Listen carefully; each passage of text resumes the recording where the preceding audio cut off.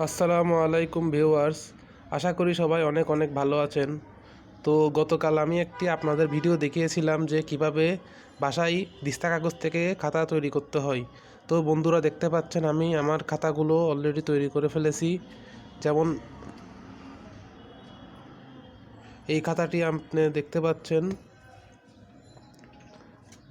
প্রথমে আমি খাতাটাকে গতকাল যেখানে দেখিয়েছিলাম সেভাবে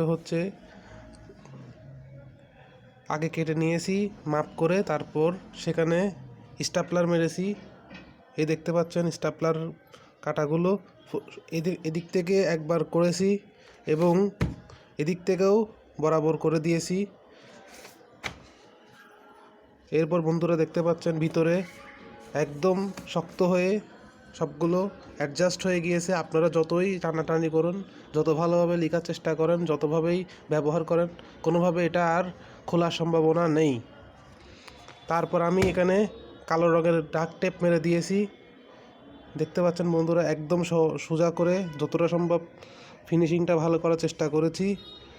একটা ডাক টেপ আপনারা বাজারে 50 টাকার মধ্যে পেয়ে যাবেন, আর সামান্য কিছুক্ষণ সময় লাগবে।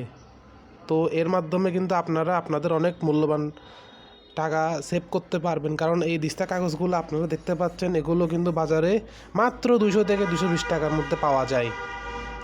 আর স্টাপলারের পিন কিনতে সামান্য কিছু টাকা খরচ হতে পারে, 20-30 টাকা, আর এই একটা টেপ কিনতে 50 টাকা লাগতে পারে।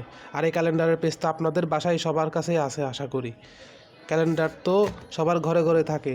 তো দেখতে পাচ্ছেন বন্ধুরা এই যে আরেকটা খাতাও তৈরি করেছি। মোটামুটি দুইটাই তৈরি করেছি। দুইটা তৈরি করতে আমার বেশিক্ষণ সময় লাগেনি, মোটামুটি 5-10 মিনিট 20 মিনিট মতো সময় লেগেছে। কিন্তু দেখতে পাচ্ছেন আপনারা যে সামান্য 200 টাকার কাগজ কিনে কিন্তু এভাবে আপনারা, আমি তো মাত্র দুইটা বানাইছি, এরকম আপনারা আরও অনেকগুলো খাতা তৈরি করতে পারেন।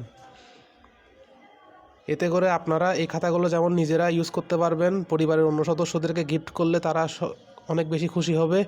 এবং আপনারা যদি চান এগুলো আপনারা মার্কেটে বা অনলাইনে বিক্রিও করতে পারেন। এক একটা খাতা যদি আপনি 60-70 টাকা করে রাখেন, তাও কিন্তু আপনার অনেক বড় একটা অ্যামাউন্টের লাভ হবে ইনশাল্লাহ। তো এটাই ছিল আমার একটা প্ল্যান, আমার একটা চেষ্টা। তা আপনাদেরকে আমি বোঝানোর চেষ্টা করলাম। যদি কেউ একটু উপকৃত হয়ে থাকেন আমাকে কমেন্টে জানাবেন। ইনশাল্লাহ নতুন ভিডিও নিয়ে আবার আসব। সে পর্যন্ত আল্লাহ সবাইকে ভালো রাখুক, আমিন। ধন্যবাদ। আসসালামু আলাইকুম।